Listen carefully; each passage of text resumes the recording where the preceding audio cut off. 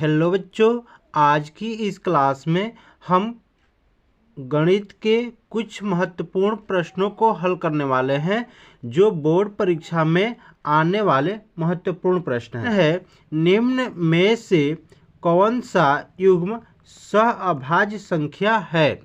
तो सहअभाज्य संख्या क्या होता है?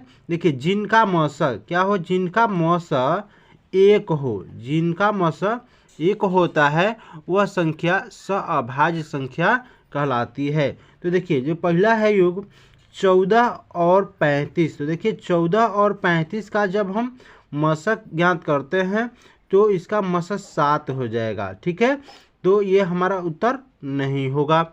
अगला नंबर है 18 और 25। देखिए, 18 और 25 का मशक क्या होगा?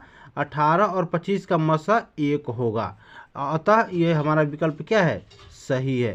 तो ये विकल्प सही हो जाएगा। ठीक, अब देख लेते हैं। देखिए, 31 और 93 है, तो 31 और 93 का मशक कितना होगा? तो 93 हो जाएगा।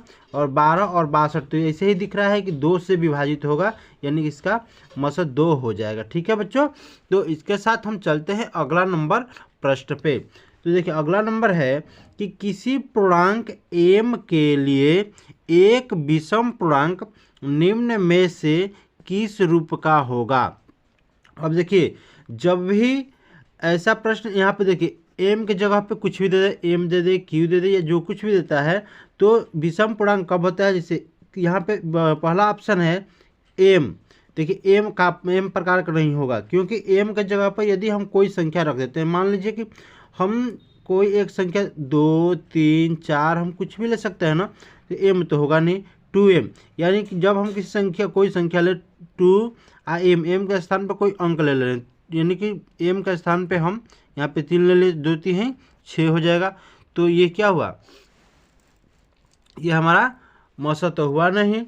अब देखिए, 2m+1 प्रकार का होता है, 2m+1 प्रकार का, ये हमारा ऑप्शन सही हो जाएगा। ये इनमें से कोई नहीं दिया। ठीक है, अब चलिए इसके साथ हम अगला नंबर प्रश्न देखते हैं। अगला नंबर प्रश्न है 15, 18 तथा 24 का एलसीएम है। ए नंबर 120, बी 90, सी 224 और ये 360। देखिए, इसका गुणनखंड कर लीजिए। 15 का गुणनखंड क्या हो जाएगा? गुणनखंड हो जाएगा 3 × 5, और 18 का 2 × 3 × 3 हो जाएगा। और 24 का करेंगे तो 2 × 2 × 2 × 3 हो जाएगा। ठीक है, अब देखिए इसमें कॉमन क्या है? सबसे पहले हमारा कॉमन 3 है, 3 ले लिए। गुणे उसके बाद क्या है काम? इसमें देखिए यहाँ पे 2 है, 2 ले लीजिए। अब ये सब बच गए ना। देखिए, 2 × 2 × 3 और × 5। ठीक है, इस प्रकार से हम इसका गुणा करेंगे तो कितना हो जाएगा? इसका लसा 360 हो जाएगा। ठीक है, अब चलिए अगला नंबर प्रश्न देखते हैं। अगला नंबर प्रश्न है, यदि x² - 1/9 बराबर 0 तो x का मान होगा। देखिए, x² - 1/9 बराबर 0 तो x का मान होगा। इसको कैसे ज्ञात करेंगे? देखिए, यहाँ पे है x² - 1/9 बराबर 0। देखिए, तो x² बराबर क्या हो जाएगा? इसको इधर करेंगे तो 1/9 हो गया। अब देखिए, जब हम जानते हैं कि यहाँ पे x के ऊपर स्क्वायर इधर आ जाएगा तो क्या हो जाएगा? करोड़ी हो जाएगी। तो x बराबर क्या हो जाएगा? करोड़ी में 1/9। तो x का मान क्या हो जाएगा? ±1/3 हो जाएगा। ठीक है, ±1/3 हो जाएगा। तो हमारा उत्तर ये बी नंबर सही है। ठीक है, अब चलते हैं अगले प्रश्न की ओर। जब 3 से बड़ी अभाज्य संख्याओं के वर्ग को 6 से विभाजित किया जाता है तो शेषफल है। देखिए, जब 3 से बड़ी अभाज्य संख्या के वर्ग को, कोई भी 3 से बड़ी अभाज्य संख्या ले लीजिए। जैसे 3 से बड़ी क्या है? 5, 7, 11, ये सब क्या है? 3 से बड़ी अभाज्य संख्या। ठीक है, इसके वर्ग, इसका वर्ग करेंगे तो कितना हो जाएगा 25, 5 का वर्ग करेंगे 25, ये 7 का वर्ग करेंगे 49 और 11 का वर्ग करेंगे 121 हो जाएगा। ठीक है, अब ये कह रहा है कि इसको 6 से विभाजित, इसको 6 से कटाइए, 6 से कटाएंगे तो कई बार कटेगा, चार बार में कटेगा और एक शेष बच जाएगा। ठीक है, इसको भी हम 6 से कटाएंगे तो 6 बटे 48, एक शेष बच जाएगा। इसको भी हम कटाएंगे 6 से, देखिए 6 दूनी की 12, जीरो बढ़ा लेंगे यानी 20 बार भाग देने पर एक शेष बच जाएगा। तो यहाँ पर हमेशा शेष क्या बचेगा, एक बचता है। ठीक है, अब चलिए अगला नंबर प्रश्न है n square minus 1, n square minus 1 संख्या 8 से विभाजित है तो n एक संख्या है, वो कैसी संख्या है, सम या प्राकृतिक, विषम, इनमें से कोई नहीं। अब ध्यान दीजिए n के जगह पर हम कोई भी संख्या रखेंगे। अब n के जगह पे कोई यदि सम संख्या रखेंगे, 2 हमारा सम संख्या है, 2 रखिए तो 2 दूना का 4 माइनस 1, क्या ये 8 से विभाजित होगा, नहीं होगा। ठीक है, अब चलिए प्राकृतिक संख्या, तो सारी संख्याएं ही प्राकृतिक संख्या होती है, तो ये भी नहीं होगा क्योंकि प्राकृतिक संख्या में तो 2 भी आ जाएगा ना, जो 8 से विभाजित नहीं हो रहा है। चलिए अब विषम संख्या, विषम संख्या लीजिए, तो विषम संख्या हम क्या लेंगे, सबसे पहले 3 लीजिए विषम संख्या, और 3 का वर्ग करेंगे तो 3 गुणे 3 बराबर कितना हो गया 9, और 9 माइनस 1 यानी 9 माइनस 1 कितना हो जाएगा 8, 8 से क्या हो गया विभाजित हो गया ना। ऐसे यदि हम कोई भी विषम संख्या लेंगे तो वो 8 से विभाजित हो जाएगी, कब, जब उसमें से हम -1 कर देंगे तब। तो हमारा उत्तर कौन सा सही हो जाएगा, सी नंबर उत्तर सही हो जाएगा। ठीक है, अब चलिए अगले नंबर प्रश्न पे चलते हैं। अगला नंबर प्रश्न है 5 + 7x माइनस 3x स्क्वायर बराबर 0 के मूलों का योग। अब देखिए मूलों का योग का एक फॉर्मूला होता है -x का गुणक बटा x स्क्वायर का गुणांक। तो देखिए x -x का गुणक, देखिए यहाँ पे x का गुणक क्या है ना, -7, ठीक है, बटे में क्या हो जाएगा, एक्स स्क्वायर का गुणक क्या है -3 है, तो माइनस से माइनस कट जाएगा, तो हमारा उत्तर क्या हो जाएगा 7/3, यानी विकल्प संख्या ए इसका सही हो जाएगा। ठीक है, अब चलिए अगला नंबर प्रश्न है, यदि x बराबर 12 तथा y बराबर 5 तब 9x स्क्वायर अब plus 49y square minus 42xy का मान है।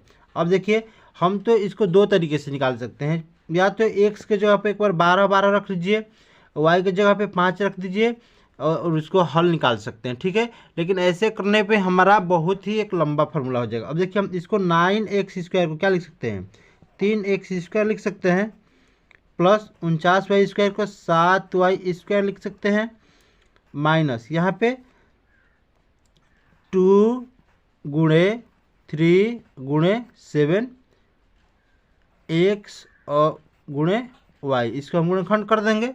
ठीक है, अब देखिए गुणा करेंगे तो 2 3 है 6, 6 7 42xy हो जाएगा ना।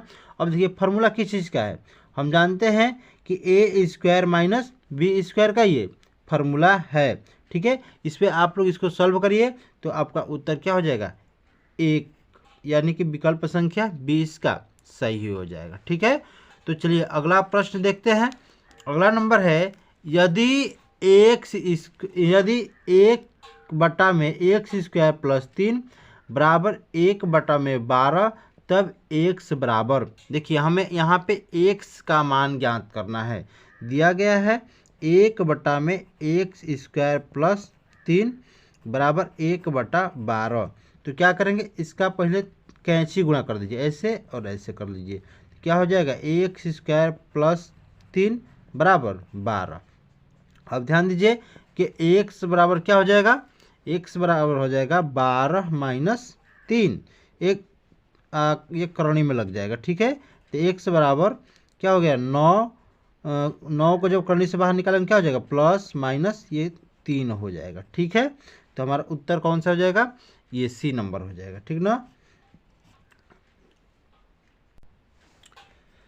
दी गई संख्याओं में अभाज्य संख्या है 0, 1, 2, 6।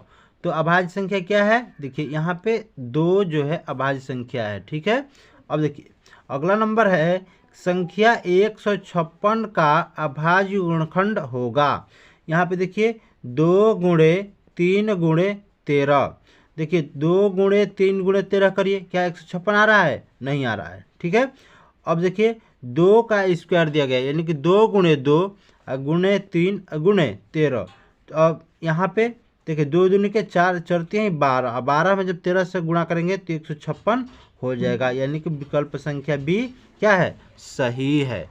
ठीक है, अब चलते हैं इसके साथ अगला नंबर प्रश्न है कि किसी धनात्मक पूर्णांक q के लिए प्रत्येक धनात्मक सम पूर्णांक का रूप होगा। अब ध्यान दीजिए कि ऐसे ही एक पीछे प्रश्न पढ़े थे हम, ठीक उसी प्रकार q-1, q+1, 2q और 2q+1। तो ये किस रूप का हो जाएगा? 2q, किस रूप का? 2q का हो जाएगा। ठीक है, इसका विकल्प संख्या सी सही है। अब अगला नंबर देखेंगे, यदि 156 का लसाअ 156 है तो मसा का मान है। अब देखिए इसका एक फार्मूला होता है मसा बराबर दोनों संख्याओं का गुणनफल, यानी कि 56 गुणे 156 और बटा में लसाअ। ठीक है, ये मसा निकालने का फार्मूला है, जिससे ये 156 से 156 कट जाएगा। तो देखिए यहाँ पे हमारा मसा क्या हो जाएगा? 56 हो जाएगा। ठीक है, तो सॉरी बच्चों, ये जो है 156 नहीं, ये 56 होगा। ठीक है, इसका उत्तर क्या हो जाएगा? 56 हो जाएगा। अब चलते हैं अगला नंबर प्रश्न। अगला नंबर है कि समीकरण 5x² - 3x + 2 = 0 के मूलों का योग होगा। देखिए ऐसा एक पीछे प्रश्न कर चुके, -x का गुणांक बटा में x² का गुणांक, तो -x का गुणांक ये है हमारा माइनस। तो देखिए माइनस पहले से दिया गया है 3, एक हमें माइनस इसमें रख लेना है। ठीक है, तो माइनस माइनस क्या हो जाएगा? ऐसे ही दिख रहा है कि प्लस हो जाएगा। अब बटा में x² का गुणांक, x² का गुणांक क्या है? 5। तो माइनस माइनस क्या हो गया? प्लस, यानी कि 3/5, यानी हमारा विकल्प संख्या बी सही हो जाएगा। ठीक है, अब चलते हैं इसके साथ अगले प्रश्न पे। तो अगला प्रश्न है, यदि 1352 का लसाअ 52 है तो मसा का मान। अब देखिए 1352 का लसाअ 52 है तो मसा का मान होगा। अब देखिए 13 और मसा यहाँ पे भी निकालना है ना, निकाल लीजिए। दोनों संख्याओं का गुणनफल अब बटा में यहाँ पे लसाअ, ये 52 से 52 कट गया, क्या हो जाएगा? 13। हमारा विकल्प नंबर ये सही हो जाएगा। ठीक है, तो बस बच्चों आज के लिए बस इतना ही।